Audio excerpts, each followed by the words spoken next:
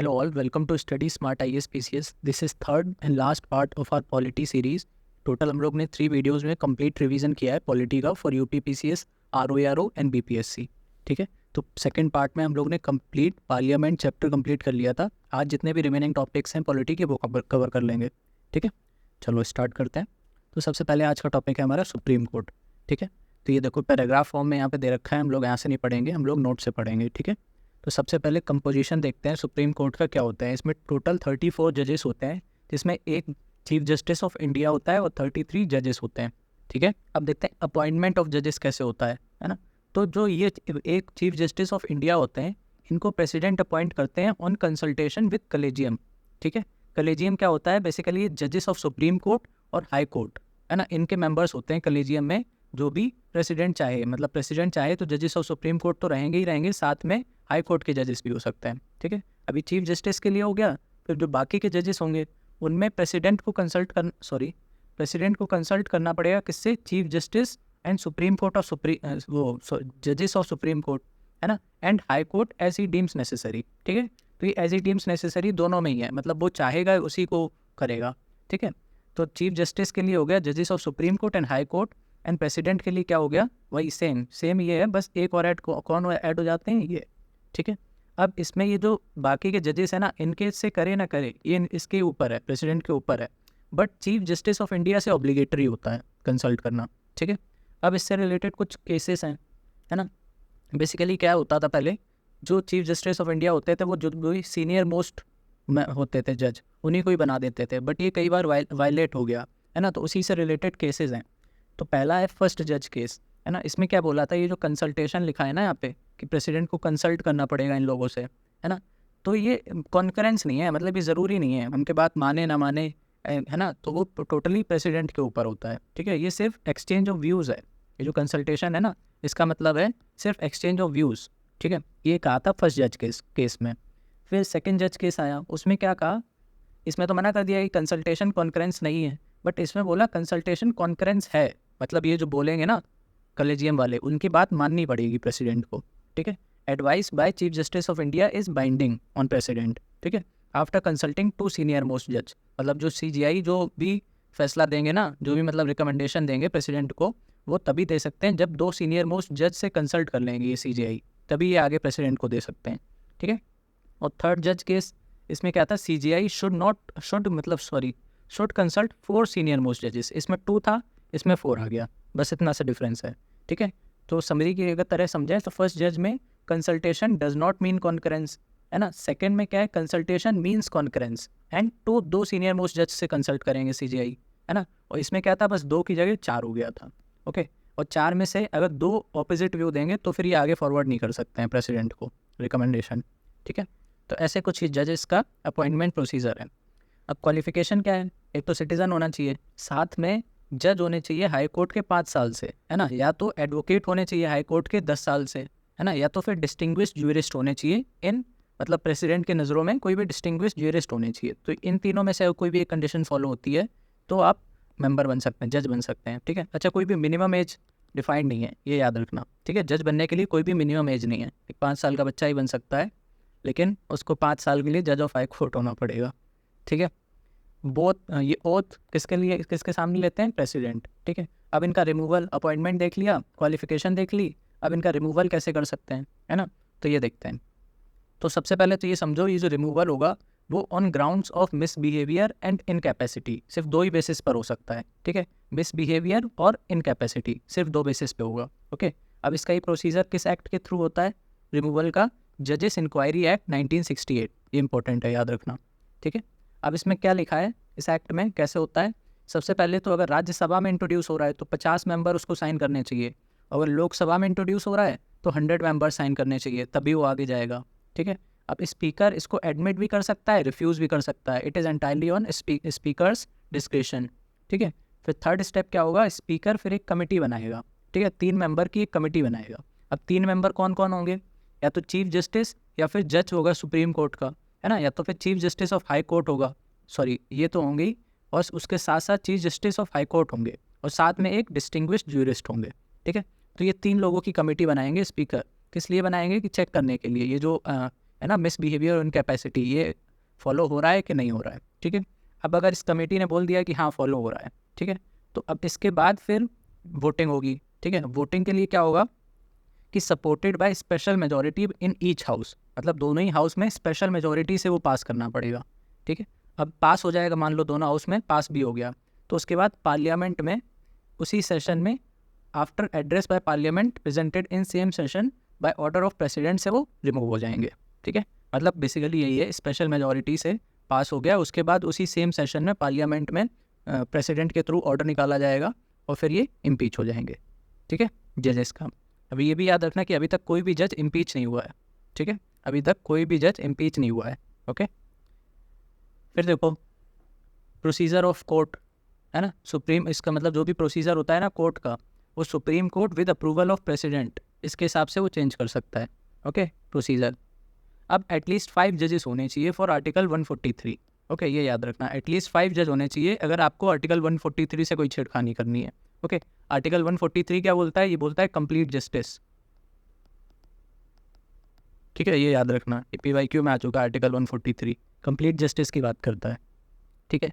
अब ये जो सीनियर एडवोकेट्स होते हैं, है ना, ये बिना एडवोकेट के, मतलब बिना एडवोकेट ऑन रिकॉर्ड के नहीं जा सकते हैं सुप्रीम कोर्ट में, ठीक है, मतलब इनको अगर जाना है तो इनके साथ ही जाना पड़ेगा, ठीक है। अब एडवोकेट ऑन रिकॉर्ड सिर्फ यही लोग हैं जो सुप्रीम कोर्ट में कोई भी केस फाइल कर सकते हैं, इनके अलावा कोई नहीं कर सकता, ठीक है, तो ये याद रखना, ओके। तो ये हमारा था सुप्रीम कोर्ट। अब नेक्स्ट देखते हैं गवर्नर, है ना, तो गवर्नर के बारे में क्या क्या याद रखना है, सिर्फ इतनी छोटी सी चीज़ें हैं, कम चीज़ें हैं, सिर्फ यही याद रखो, ठीक है। एक तो इनको अपॉइंट कौन करता है, president bye warrant under hand and seal, okay, ये कैनेडियन मॉडल है, उसी के बेसिस पे ही होता है, ठीक है। President under warrant under hand and seal, okay. अब ये गवर्नर की जो पोस्ट है ना वो यहीं से आई है, कनाडा से, ये याद रखना। हम लोग निमोनिक से याद किया था ना, can I know governors fed address, है ना, तो वहाँ पे कैन जो था वो कनाडा था और गवर्नर से तो गवर्नर था ही, है ना, तो निमोनिक से हम लोग ने याद किया था कि कहाँ से हम लोग ने क्या लिया है, ओके। अब इनकी क्वालिफिकेशन के लिए क्या होना चाहिए, एक तो सिटीजन होने चाहिए और 35 ईयर्स के होने चाहिए, ठीक है। अब कन्वेंशन क्या है कि वो आउटसाइडर होना चाहिए, जैसे यूपी का कोई गवर्नर बनाना है तो वो यूपी से नहीं होना चाहिए, यूपी से बाहर से होना चाहिए, ओके। और यूपी के जो CM हैं उनसे कंसल्ट करना पड़ेगा पहले, ठीक है, तो आउटसाइडर होना चाहिए और चीफ मिनिस्टर से कंसल्ट करना चाहिए, ओके। हालांकि ये जो सिर्फ कन्वेंशन है ये वायलेट होता रहता है, ऐसा कोई रोल नहीं है, ठीक है। अब देखो प्लेजर ऑफ प्रेसिडेंट, है ना, ये टर्म कहीं भी मेंशन नहीं है, ठीक है, मतलब प्लेजर ऑफ प्रेसिडेंट का क्या मतलब है, ये कहीं भी कॉन्स्टिट्यूशन में एक तो मेंशन नहीं है ना, तो मेंशन नहीं है इसीलिए ये जस्टिशिएबल भी नहीं है, ओके।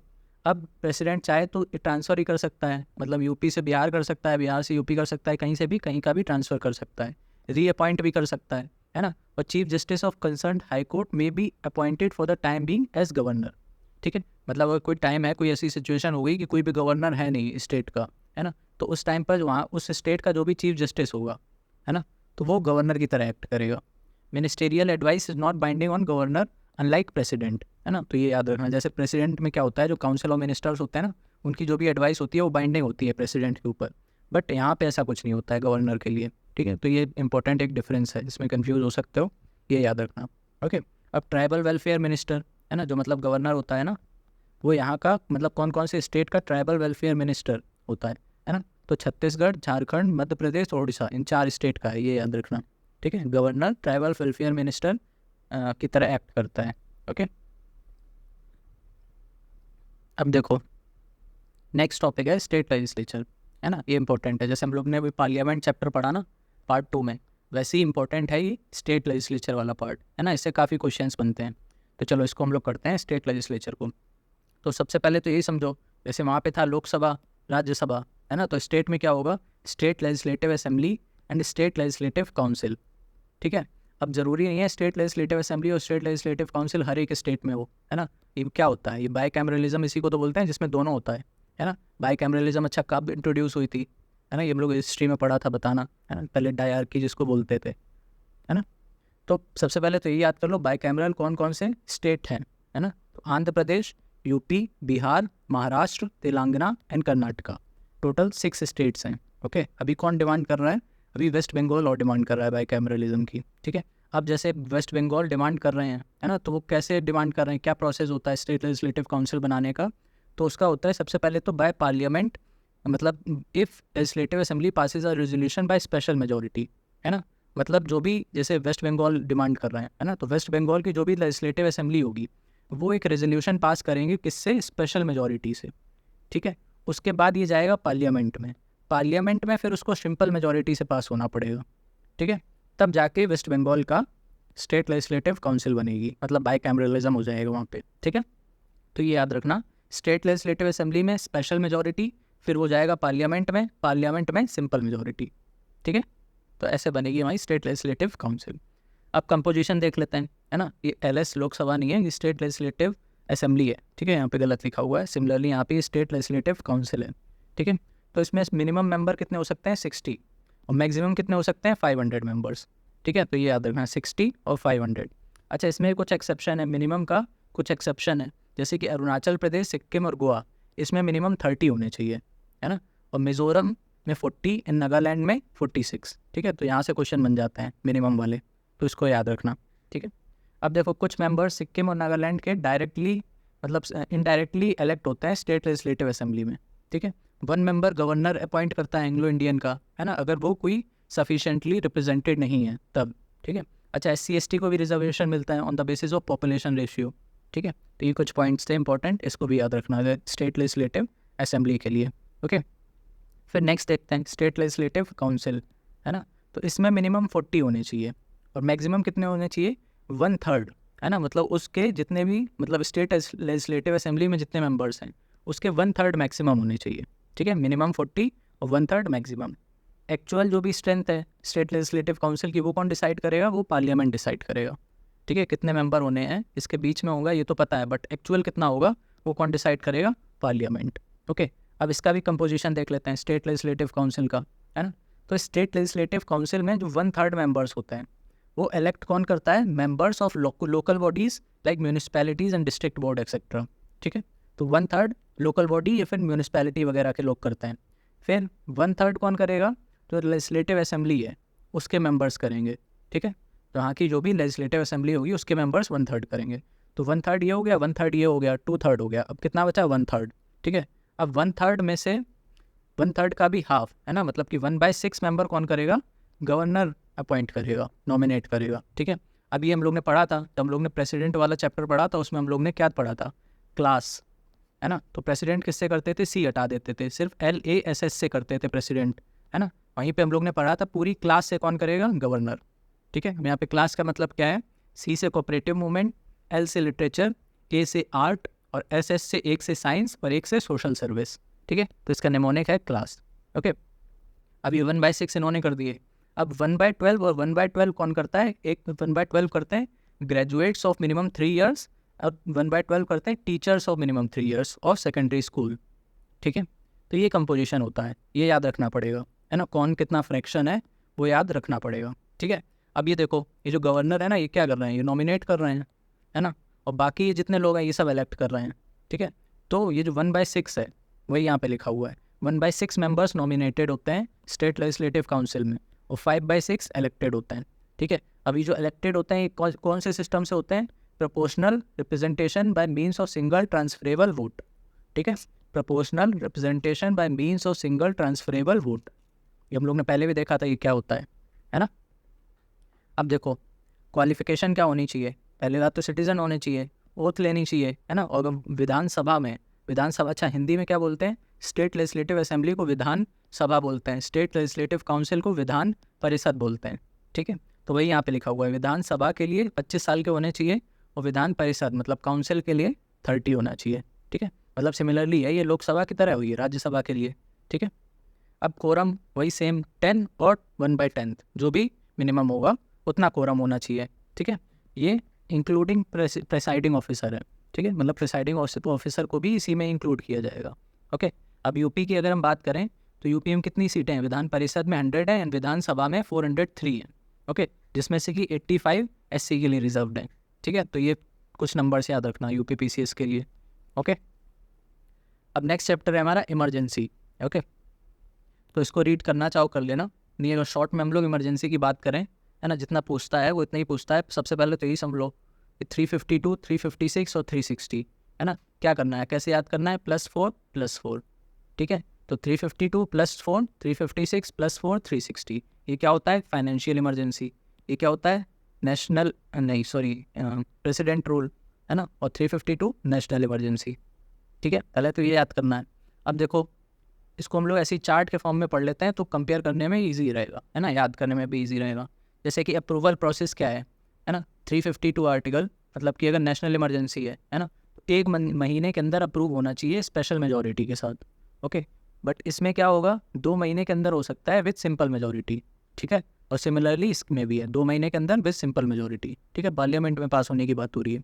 ठीक है, अब ड्यूरेशन क्या है, ये 6+6 इन्फिनाइट क्या है, 6+6 का मतलब है 6 महीने करके आप कितनी बार भी एक्सटेंड कर सकते हो, इन्फिनाइट, है ना, इसीलिए इन्फिनाइट लिखा हुआ है। ठीक है, मतलब पहले बार 6 महीने के लिए वैलिड रहेगा, फिर 6 महीने बाद फिर रिन्यू कर दो, फिर 6 महीने बाद, फिर 6 महीने बाद, ऐसे कर करके कितनी बार भी आप रिपीट कर सकते हो।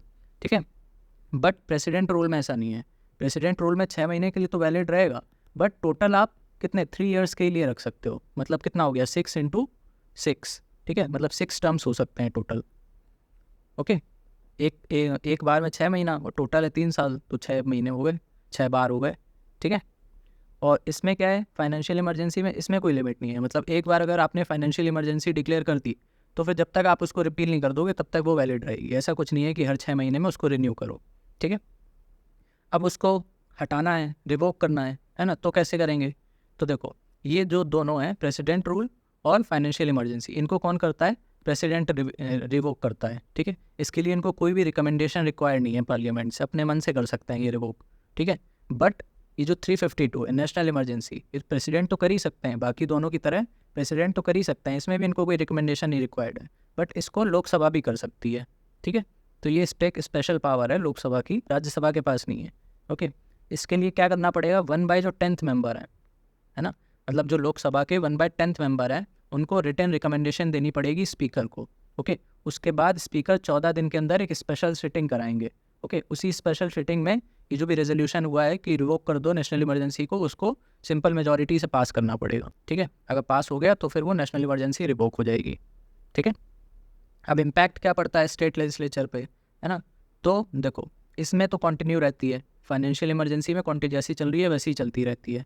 ओके, 352 में भी कंटिन्यू रहती है, बस क्या होता है जो कॉन्करेंट वाली जो लिस्ट होती है वो सेंटर के पास आ जाती है पूरी कम्प्लीटली। ठीक है, इसमें स्टेट कुछ नहीं कर पाता है कॉन्करेंट लिस्ट में। और 356 में क्या होता है कि एग्जीक्यूटिव डिसमिस हो जाता है और लेजिस्लेटिव सस्पेंड कर देते हैं या तो फिर डिसॉल्व ही कर देते हैं। ठीक है, executive dismiss and legislative suspend हो जाएगा या तो फिर डिसॉल्व हो जाएगा। ओके, तो फिर जब ये एग्जीक्यूटिव डिसमिस हो जाएगा, लेजिस्लेटिव भी सस्पेंड हो जाएगा, तो फिर कैसे गवर्नेंस चलेगी? तो president with governor and parliament, ये 3 लोग मिलकर काम करते हैं। ठीक है, प्रेसिडेंट, गवर्नर एंड पार्लियामेंट। ठीक है, प्रेसिडेंट रूल में। अब लोकसभा में क्या इफेक्ट पड़ता है ना, तो इनमें तो प्रेसिडेंट रूल और फाइनेंशियल इमरजेंसी में तो कोई क्वेश्चन ही नहीं है लोकसभा के ऊपर। नेशनल इमरजेंसी में है, तो नेशनल इमरजेंसी में 1-1 साल करके आप कितने भी बार उस टर्म को बढ़ा सकते हो। ठीक है, मतलब जो भी लोकसभा में उस टाइम पर पावर में है ना, जो भी जिसकी भी गवर्नमेंट है ना, तो मान लो उसकी गवर्नमेंट के 5 साल कंप्लीट हो रहे हैं, बट उस टाइम पे नेशनल इमरजेंसी लगी हुई है, तो आप उसकी गवर्नमेंट को 1 साल का एक्सटेंशन दे सकते हो। ठीक है, फिर से जब खत्म होने वाला होगा फिर से 1 साल का दे सकते हो। ऐसे कर करके आप कितने बार भी दे सकते हो जब तक नेशनल इमरजेंसी लगी हुई है। ठीक है, और जब नेशनल इमरजेंसी ख़त्म हो जाएगी उसके 6 मंथ बाद उनके गवर्नमेंट भी एंड हो जाएगी। ठीक है, तो ये था, तो ये पूरी हमारी जितनी भी इमरजेंसी हैं वो कंप्लीट हो गई हैं। ओके, अब देख लेते हैं एक PIL टॉपिक छोटा सा है ना, तो इस पर कभी कभी क्वेश्चन बन जाते हैं। तो PIL आया कहाँ से है? एक तो USA से आया है। इंडिया में कब ये लॉन्च हुआ था? 1979 में। ओके, फादर इन इंडिया किसको बोला जाता है? फादर ऑफ PIL PN भागवती, ये याद रखना, पूछा जा चुका है। ठीक है, अब इसका PIL होता क्या है? Public interest litigation. ओके, अब कुछ केसेस में PIL वैलिड नहीं होती है, जैसे कि लैंडलॉर्ड और टेनेंट केसेस, है ना, सर्विस मैटर है, पेंशन मैटर है, ग्रेट्युटी मैटर है ना, या तो कंप्लेंट अगेंस्ट सेंट्रल या फिर state government and local bodies, और admission to medical and other institutes and for early hearing of cases. तो ये कुछ केसेस हैं, इनमें आप PIL फाइल नहीं कर सकते हो। ठीक है, फिर देखते हैं नेक्स्ट क्या है, फाइनेंस कमीशन, है ना, ये भी इंपॉर्टेंट रहता है चैप्टर। तो सबसे पहले तो इसका आर्टिकल याद करो, फाइनेंस कमीशन अंडर आर्टिकल 280 होता है। ओके, फिर देखो हर 5 साल में बनता है ना। अब इसका काम क्या होता है, फंक्शन ये याद करो ठीक है, ये इंपॉर्टेंट है। इसमें मेंबर्स कितने होते हैं? 5 मेंबर्स होते हैं, है ना। एक चेयरमैन होता है और 4 मेंबर्स होते हैं। इसके फंक्शन क्या होता है? Distribution of net proceeds of taxes between union and states, ठीक है। ग्रांट्स एंड एड इसको भी करता है, और augmentation of consolidated fund of state to supplement the resources of local bodies, ठीक है। मतलब पंचायत एंड म्यूनिसिपैलिटी को कितना शेयर मिलना चाहिए वो होता है, और यूनियन और स्टेट के बीच में कितना शेयर होना चाहिए वो होता है, ठीक है। बेसिकली यही बातें करता है कि पैसा किसके बीच में कितना डिस्ट्रीब्यूट होना चाहिए। ओके, अच्छा, ये जो भी इनकी रिकमेंडेशन होती है वो किसको प्रेजेंट करते हैं? प्रेसिडेंट को, ठीक है। प्रेसिडेंट ही इनको अपॉइंट करते हैं, उन्हीं को ये रिपोर्ट देते हैं, ठीक है। अब देखो नीति आयोग, है ना। तो नीति आयोग कब बना था? 2015 में, 1 जनवरी 2015। ये ईयर याद रखना। प्लानिंग कमीशन को रिप्लेस किया था, है ना। तो प्लानिंग कमीशन पहले इंपॉर्टेंट होती थी, बट अब नहीं है, अब नीति आयोग है, ठीक है। नीति आयोग का फुल फॉर्म तो पता ही होना चाहिए, national institution for transforming India. Okay, prime minister इसके एक्स ऑफिशियो चेयरमैन होते हैं। ओके, अब जो डिप्टी चेयरमैन है, जो नीति आयोग का डिप्टी चेयरमैन है, इसकी पावर्स कैबिनेट मिनिस्टर के बराबर होती हैं। ओके, अब ये फेडरलिज्म के लिए ये तो फिर मेंस वाली बातें हैं, कितनी चीज़ें याद रखनी थी, ठीक है। इसमें मेन क्या है? प्राइम मिनिस्टर्स के एक्स ऑफिशियो चेयरमैन होते हैं, और deputy chairman is equivalent to cabinet minister, ठीक है। अभी छोटे छोटे टॉपिक्स हैं बस, बाकी कुछ नहीं है। अभी कुछ इंपॉर्टेंट अमेंडमेंट हैं, कॉन्स्टिट्यूशनल अमेंडमेंट, है ना। तो ये इंपॉर्टेंट है ना। तो इसके लिए आप यहाँ से याद कर लेना, एक बार इसको रीड कर लेना। सारे इंपॉर्टेंट जितने भी अमेंडमेंट हैं वो एक साथ यहाँ पे लिखे हुए हैं, ठीक है। इसके साथ साथ हम लोग ने मिसलेनियस जो टॉपिक्स दिए थे करंट अफेयर कंपाइलेशन के साथ, है ना, उसमें भी ये सारे टॉपिक्स इंक्लूडेड हैं। सारे इंपॉर्टेंट अमेंडमेंट हो गए, आर्टिकल हो गए, डीपीएसपी हो गई, पार्ट शेड्यूल हो गए, तो ये सारे उसमें कवर्ड हैं, ठीक है। अब देखो प्राइम मिनिस्टर के बारे में पढ़ लेते हैं थोड़ा, है ना। तो एक तो देखो, प्राइम मिनिस्टर को मतलब जब इनकी गवर्नमेंट आती है तो इनको वोट ऑफ कॉन्फिडेंस 1 महीने के अंदर मतलब पास करना होता है। मतलब वोट ऑफ कॉन्फिडेंस बेसिकली क्या होता है? ये प्रूफ करते हैं कि हाँ हमारे पास मेजॉरिटी है हाउस की, ठीक है। अब अगर पीएम सडनली डाई कर जाए, है ना, डेथ हो जाए अगर पीएम की सडनली, तो फिर कौन उसको सक्सीड करेगा, है ना। तो अगर पार्टी ने ऑलरेडी किसी को नॉमिनेट कर रखा है तो ऑब्वियसली वही करेगा, ठीक है। ऑब्वियस सक्सेसर अगर है तो फिर तो कोई बात नहीं, बट अगर कोई ऑब्वियस सक्सेसर नहीं है तो फिर प्रेसिडेंट के पास पावर आ जाती है, डिस्क्रिशन होता है प्रेसिडेंट का, वो किसी को भी कर सकता है, ठीक है। लेकिन वही बात कि 1 महीने के अंदर जो जिसको भी ये अपॉइंट कर देंगे ना प्राइम मिनिस्टर, उनको वोट ऑफ कॉन्फिडेंस पास करना पड़ेगा, ठीक है। अब he is not member of either house, है ना, तो भी वो बन सकता है। मतलब अगर प्राइम मिनिस्टर अगर मेंबर नहीं है कोई भी हाउस का तो भी वो प्राइम मिनिस्टर बन सकता है। बस शर्त ये है कि 6 महीने के अंदर उसको किसी ना किसी हाउस में एंट्री लेनी पड़ेगी, ठीक है। मतलब किसी भी या तो लोकसभा में या फिर राज्यसभा का मेंबर बनना पड़ेगा with in 6 months of his appointment, ठीक है। अब देखो पीएम मतलब प्राइम मिनिस्टर इंडिया में दोनों हाउस का हो सकता है, राज्यसभा से भी हो सकता है, लोकसभा से भी हो सकता है। जबकि ब्रिटेन में क्या है, वो सिर्फ लोकसभा से ही होता है ना। लोकसभा मतलब लोअर हाउस, ओके। अभी ओथ किसको लेते हैं? किसके सामने? प्रेसिडेंट के सामने। इनका भी कोई टर्म फिक्स नहीं है, ठीक है। He works on the pleasure of president, मतलब जब तक उनकी पास मेजोरिटी रहेगी ना तब तक उनकी सरकार रहेगी, ऐसा कुछ टर्म नहीं है इनका फिक्स, ओके। जब तक मेजॉरिटी सपोर्ट है तब तक रहेगी उनकी, ओके। अच्छा, और पावर्स क्या हैं पीएम की? एक तो हम लोग ने देख ही लिया, ये चेयरमैन होते हैं नीति आयोग के, और ये पॉलिटिकल हेड होते हैं ऑफ सारी सर्विसेज के, ठीक है। Political head. एग्जीक्यूटिव हेड कौन होता है? प्रेसिडेंट, ठीक है। अब ये याद कर लो, एक ही फैक्ट है, ये पीसीएस वगैरह में ज़्यादा पूछा जाता है ना। जैसे कि ऐसे कौन कौन से प्राइम मिनिस्टर हैं जो पहले सीएम थे, ठीक है। तो मोरारजी देसाई, चरण Singh, VP Singh, PV Rao, PV Narasimha Rao and HD देवे गौड़ा एंड मोदी जी, ठीक है। तो ये 1 2 3 4 5 6 लोग हैं जो पहले सीएम से पीएम बने, है ना। बाकी जो भी पीएम है वो पहले मतलब चीफ मिनिस्टर नहीं थे, वो डायरेक्ट पीएम बने थे, ओके। तो ये कभी कभी पूछ लेता है पीसीएस में, पीवाईक्यू भी है, ओके। अब देखो सेंट्रल काउंसिल ऑफ मिनिस्टर, है ना। तो ये 3 टाइप के होते हैं ministers basically. Central council of minister नहीं, मिनिस्टर 3 टाइप के होते हैं। एक तो कैबिनेट मिनिस्टर होता है, मिनिस्टर ऑफ स्टेट होता है एंड डिप्टी मिनिस्टर होता है, ठीक है। ये कैटेगराइजेशन हम ही लोग ने कर रखा है, ऐसा कहीं पे कॉन्स्टिट्यूशन में नहीं है, ये याद रखना, ठीक है। अब देखो टोटल नंबर ऑफ मिनिस्टर्स कितने हो सकते हैं? Should not be more than 15% of Lok Sabha, है ना। मतलब लोकसभा की जितनी भी स्ट्रेंथ है उसकी 15% से ज़्यादा नहीं होने चाहिए, इंक्लूडिंग पीएम, है ना। पीएम मतलब प्राइम मिनिस्टर को मिला के जितने टोटल नंबर ऑफ मिनिस्टर हैं वो 15% से एक्सीड नहीं करने चाहिए लोकसभा के स्ट्रेंथ के, ओके। ये भी प्लेजर ऑफ प्रेसिडेंट काम करते हैं, है ना। कलेक्टिव रिस्पॉन्सिबल होते हैं लोकसभा के, ये याद रखना, पार्लियामेंट के नहीं होते हैं। ऐसा लिख के आ जाएगा ना, they are collectively responsible to parliament, है ना, वो गलत करके आना, क्योंकि लोकसभा के होते हैं। ओके, वो प्रेसिडेंट के सामने लेते हैं, है ना। सैलरी कौन डिटरमाइन करता है? पार्लियामेंट। ओके, इस सेम मेंबर की तरह ही होता है, इनके कोई मतलब ज़्यादा सैलरी नहीं होती है, जितनी मेंबर की होती है उतनी ही मिनिस्टर की होती है। ओके, अब 6 महीने कॉन्सिक्यूटिव अगर मेंबर नहीं है पार्लियामेंट के तो हट जाएंगे एज अ मिनिस्टर, है ना। बेसिकली वही बात है कि अगर 6 महीने आप मेंबर नहीं होगे पार्लियामेंट के तो फिर आप मिनिस्ट्री से हट जाओगे, मतलब मिनिस्टर नहीं रहोगे। तो इसलिए, और कोई भी मिनिस्टर बन सकता है, जैसे हम लोग ने पीएम में देखा था ना, कोई भी प्राइम मिनिस्टर बन सकता है, बस शर्त यह है कि 6 महीने के अंदर उसको हाउस में एंट्री लेनी पड़ेगी। वैसे ही ये मिनिस्टर के साथ भी होता है। ओके, अब इनका जो भी एडवाइस होती है वो बाइंडिंग होती है प्रेसिडेंट के ऊपर, ठीक है। जैसे गवर्नर में देखा था ऐसा कुछ नहीं था, है ना, बट प्रेसिडेंट के ऊपर बाइंडिंग होती है। ओके, काउंसिल ऑफ मिनिस्टर्स की एडवाइसेस। ओके, अब ये कलेक्टिव रिस्पॉन्सिबल टू लोकसभा है ना, ये वही चीज़ लिखी है यहाँ पे। ये कहाँ पे लिखा है, कौन से आर्टिकल में? आर्टिकल 75 में, ये याद रखना, ठीक है, कि council of minister is collectively responsible to Lok Sabha. Okay, अब जब नो कॉन्फिडेंस मोशन होता है ना तो सारे मिनिस्टर्स हैं, है ना, उन सबको रिज़ाइन करना पड़ता है। जबकि नो कॉन्फिडेंस मोशन फाइल कहाँ पे होता है? लोकसभा में।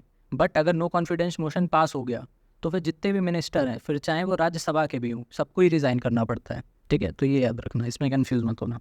ओके, अब कैबिनेट कमिटीज़ कुछ होती हैं, है ना, इनको कौन सेटअप करता है? Prime minister. इसमें कितने मेंबर होते हैं? टोटल 3 से लेके 8 तक मेंबर हो सकते हैं, ठीक है। अब अगर कोई भी मेंबर, मतलब कैबिनेट कमेटी का अगर मेंबर है प्राइम मिनिस्टर, तो वो बाय डिफ़ॉल्ट उसके चेयरमैन बनेंगे, ठीक है। मतलब अगर पीएम किसी भी कमेटी में एंट्री मारेंगे तो उसके चेयरमैन की तरह मारेंगे, एज अ मेंबर नहीं हो सकते हैं, ठीक है। अब 4 कमिटीज़ हैं basically, main political affairs, economic affair and appointment committee, है ना। इन तीनों के चेयरमैन कौन है? Prime minister. और एक है पार्लियामेंट्री कमेटी, इनको कौन हेड करता है? होम मिनिस्टर, ये याद रखना, ठीक है। तो पार्लियामेंट के बस होम मिनिस्टर हैं, बाकी सबके प्राइम मिनिस्टर। ओके, अब नेक्स्ट देखते हैं हाई कोर्ट के बारे में पढ़ लेते हैं, है ना। हाई कोर्ट तो इसकी भी स्ट्रेंथ जो है ना, वो डिस्क्रिशनरी है, किसके ऊपर? प्रेसिडेंट के ऊपर। ओके, जैसे कि सुप्रीम कोर्ट में हमने क्या देखा था, 1+33 थे, है ना, एक चीफ जस्टिस ऑफ इंडिया, 33 जजेस। इसकी strength on discretion of president. Okay, appointment इनका कैसे होता है ना। एक तो चीफ जस्टिस का जो अपॉइंटमेंट होगा उसके लिए कौन कौन होगा? President on consultation with chief justice of India and governor. Okay, इन दो लोगों से कंसल्ट करेगा president, chief justice of India और उस स्टेट का जो भी गवर्नर होगा। ओके, अब जो बाकी जजेस हैं उसमें क्या होगा? इन लोगों से तो करेगा ही, और साथ में इनसे भी करेगा, चीफ जस्टिस से भी। बस इतना ही डिफरेंस आता है, ठीक है। तो प्रेसिडेंट कंसल्ट करेगा chief justice of that state and chief justice of India and governor, ठीक है। ऐसे होगा अपॉइंटमेंट। अब इसमें देखो वही है, सेम चीज़ जो हम लोग ने ऊपर जजेस केस पढ़े थे, सेकंड एंड थर्ड जज केस, वही चीज़ यहाँ पे लिखी हुई है। क्वालिफिकेशन क्या होना चाहिए? सिटीजन होने चाहिए, है ना, और जुडिशियल ऑफिस 10 ईयर्स के लिए होल्ड किया हो, है ना, या तो फिर एडवोकेट ऑफ हाई कोर्ट हो 10 साल के लिए, ठीक है। इसमें अच्छा वो वाली कंडीशन नहीं है, क्वालिफिकेशन भी याद रखना, जैसे उसमें थी ना सुप्रीम कोर्ट के जजेस के लिए था डिस्टिंग्विश ज्यूरिस्ट होने चाहिए, है ना। तो वो कंडीशन यहाँ पे नहीं है, ये याद रखना, ठीक है। ये ओथ किसके सामने लेंगे? गवर्नर के सामने। ओके, अब इनका इम्पीचमेंट कैसे होगा? मतलब इनका रिमूवल सेम रहता है जैसे सुप्रीम कोर्ट में हम लोग ने पढ़ा था, है ना, जजेस इंक्वायरी एक्ट पढ़ देखा था ना हम लोग ने 1968, वैसे ही ये भी होता है, ठीक है, हाई कोर्ट के जजेस भी। अब इनके ट्रांसफ़र, है ना, इनका ट्रांसफ़र कौन करेगा? प्रेसिडेंट करेंगे, किसकी कंसल्टेशन से?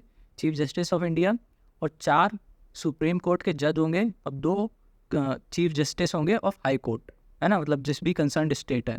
जैसे कि मान लो फॉर एग्जांपल यूपी के कोई जज हैं, उनको हमें बिहार ट्रांसफ़र करना है ना, तो इसमें कौन कौन इन्वॉल्व होगा? प्रेसिडेंट कंसल्ट करेंगे चीफ जस्टिस ऑफ इंडिया और 4 सुप्रीम कोर्ट जज से, और 2 चीफ जस्टिस, मतलब यहाँ पे जो चीफ जस्टिस होंगे हाई कोर्ट के और यहाँ पे चीफ जस्टिस होंगे हाई कोर्ट के, उनसे, ठीक है। अब कुछ ट्रिब्यूनल्स भी हैं, जैसे कि CAT और SAT। CAT क्या है? सेंट्रल एडमिनिस्ट्रेटिव ट्रिब्यूनल, और ये स्टेट एडमिनिस्ट्रेटिव ट्रिब्यूनल, है ना। तो इसके मेंबर्स कौन अपॉइंट करता है? इसके लिए एक हाई पावर्ड सिलेक्शन कमेटी बनती है, ठीक है, जिसको चेयर कौन करता है? कोई भी सुप्रीम कोर्ट का सिटिंग जज होना चाहिए, है ना, और जो भी होगा उसको नॉमिनेट कौन करेगा? चीफ जस्टिस ऑफ इंडिया, ठीक है। ये किसके केस में है? सेंट्रल एडमिनिस्ट्रेटिव ट्रिब्यूनल के में। और स्टेट वाले में क्या है? सिंपली प्रेसिडेंट मेंबर और चेयरमैन दोनों को ही अपॉइंट कर देंगे ऑन कंसल्टेशन विद गवर्नर, ठीक है। अब देखो कुछ सबऑर्डिनेट कोर्ट्स भी होते हैं, है ना, उसके लिए क्वालिफिकेशन क्या होनी चाहिए? कि एडवोकेट होने चाहिए मिनिमम 7 ईयर्स के से, है ना, और रिकमेंडेशन मतलब रिकमेंडेड बाय हाई कोर्ट, अगर ये 2 फॉलो हो जाते हैं तो फिर वो सबऑर्डिनेट कोर्ट के जज बन सकते हैं, ठीक है।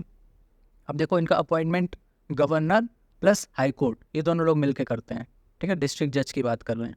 अगर और कोई जज है तो उसमें क्या होता है, गवर्नर, हाई कोर्ट और SPSC, state public service commission, है ना, जैसे PCS जज का एग्ज़ाम होता है ना, तो वो यही कराती है, ठीक है। तो उसमें गवर्नर, हाई कोर्ट और SPSC ये तीन इन्वॉल्व होते हैं, okay.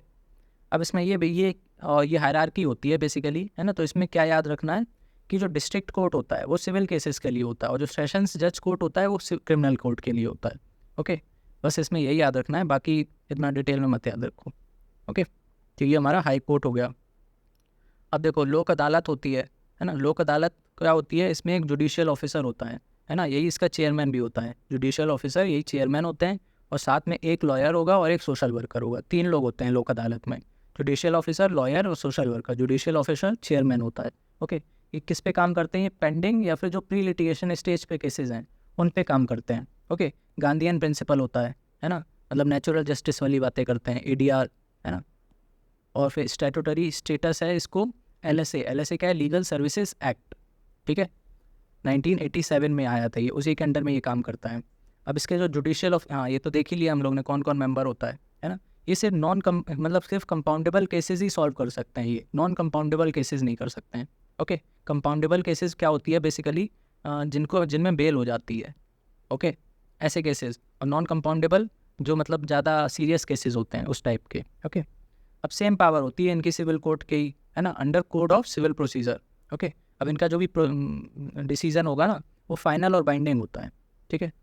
If no compromise can be made then return to court, okay.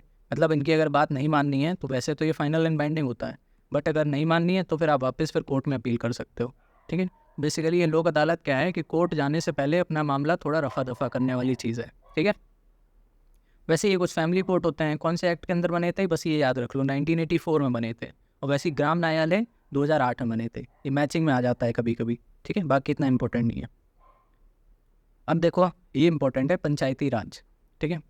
तो अब इसमें क्या है, सबसे पहले तो जो इलेक्शन होते हैं, है ना, कुछ मेंबर्स डायरेक्टली होते हैं, मेंबर्स जो हैं वो डायरेक्टली इलेक्टेड होते हैं, और जो चेयरपर्सन होता है वो डायरेक्टली भी हो सकता है, इनडायरेक्टली भी हो सकता है, ठीक है। इंटरमीडिएट एंड डिस्ट्रिक्ट लेवल पर दोनों पर ही होता है ये चेयरपर्सन, ओके। फिर देखो रिजर्वेशन भी होता है इसमें, SC/ST का अकॉर्डिंग टू पॉपुलेशन रेशियो, है ना। और जो ऑफिस ऑफ चेयरपर्सन होगा उसमें भी SC/ST का रिजर्वेशन होता है, डिपेंड्स ऑन स्टेट लेजिस्लेचर, ठीक है। मतलब स्टेट लेजिस्लेचर अगर चाहे तो उनको रिजर्वेशन दे सकती है on the office of chairperson में, ठीक है। अब 1/3 से ज़्यादा मतलब मिनिमम 1/3 वुमेन्स होने चाहिए इसमें, ये याद रखना, ये इंपॉर्टेंट चीज़ है, ओके। अच्छा ये वाला जो केस है ना, ये अरुणाचल प्रदेश में नहीं है वैलिड, है ना, क्योंकि वहाँ पे सभी ट्राइबल हैं, वहाँ पे कोई SC/ST है ही नहीं। ये वाला जो पॉइंट है ना SC/ST वाला रिजर्वेशन वाला, तो ये अरुणाचल प्रदेश में लागू नहीं होता है, ओके। अच्छा ये जो रिकॉन्स्टिट्यूटेड पंचायत होती है ना, मान लो जैसे कोई भी 5 साल का टर्म है ना, तो बीच में कोई किसी का टर्म एंड हो गया, तो जो नई बनेगी ना वो सिर्फ रिमेनिंग पीरियड के लिए बनेगी, पूरे 5 साल के लिए नहीं बनेगी, ठीक है, सिर्फ रिमेनिंग टर्म के लिए बनेगी, ये याद रखना, ओके। अब कुछ इसमें एग्जेम्प्टेड स्टेट्स हैं, है ना, तो वो तो छोड़ दो, ये तो नहीं पूछेगा, है ना। ये फाइनेंसेस याद कर लो कि उनके पास पैसा कहाँ कहाँ से आता है ना। ये सब जो जितने भी आज हम लोग टॉपिक कर रहे हैं ना, ये छोटे छोटे टॉपिक्स हैं, इनसे इक्का दुक्का क्वेश्चन आ जाते हैं, ठीक है, इसलिए इंपॉर्टेंट है। तो इनको फाइनेंस यूनियन गवर्नमेंट की तरफ से ही मिलता है, सेंट्रल फाइनेंस कमीशन के बेसिस पर, है ना। वैसे ही डिवोल्यूशन स्टेट गवर्नमेंट से ही मिलता है, स्टेट फाइनेंस कमीशन के हिसाब से, है ना। और लोन ग्रांट्स तो मिलते ही हैं स्टेट गवर्नमेंट से, और प्रोग्राम स्पेसिफिक एलोकेशन भी मिलता है सेंट्रल सेक्टर स्कीम्स का, है ना। और इंटरनल रिसोर्स जनरेशन मतलब जो खुद जनरेट करते हैं इनकम, टैक्स और नॉन टैक्स रेवेन्यू, है ना, तो वहाँ से आता है, तो यहाँ से इनका सारा पैसा आ जाता है, ठीक है। तो ये हमारा चैप्टर कंप्लीट हो गया पंचायती राज वाला भी, ठीक है। तो हम लोग ने सारे लगभग जितने भी मेजर टॉपिक्स हैं पॉलिटी की वो कवर कर लिया। अब हमारे टॉपिक्स क्या बचे हैं, constitutional bodies and non constitutional bodies, है ना, ये इंपॉर्टेंट है, इससे क्वेश्चन भी आते हैं। तो इसके लिए क्या करेंगे, पूरा चार्ट बना के एक ही पेज में सबको कंपैरिजन करके दे देंगे, है ना। ऐसे पढ़ाने कोई मतलब नहीं है, उसमें एक्सप्लेन तो ज़्यादा कुछ करना नहीं है। अब किसका कितना साल का टर्म है ना, कौन मतलब कॉन्स्टिट्यूशनल बॉडी है, नॉन कॉन्स्टिट्यूशनल बॉडी है, कौन से आर्टिकल के अंडर आता है, तो ये सब तो पूरी रटने वाली चीज़ें हैं, ठीक है। तो उसके लिए पूरा एक चार्ट डाल देंगे टेलीग्राम पे, वहाँ से डाउनलोड कर लेना, ठीक है। तो टेलीग्राम ज्वाइन कर लेना, और बाकी अपना करंट अफेयर्स का भी एक कंपाइलेशन चल रहा है, अगर वो ज्वाइन करना हो तो भी टेलीग्राम पे पिंग कर देना, ठीक है। चलो थैंक यू, और अच्छे से पढ़ना, पॉलिटी रिवाइज करते रहना, ठीक है। इसमें रटने वाली थोड़ी चीज़ें ज़्यादा है, इसलिए इसको बार बार रिवाइज करना, ठीक है। चलो।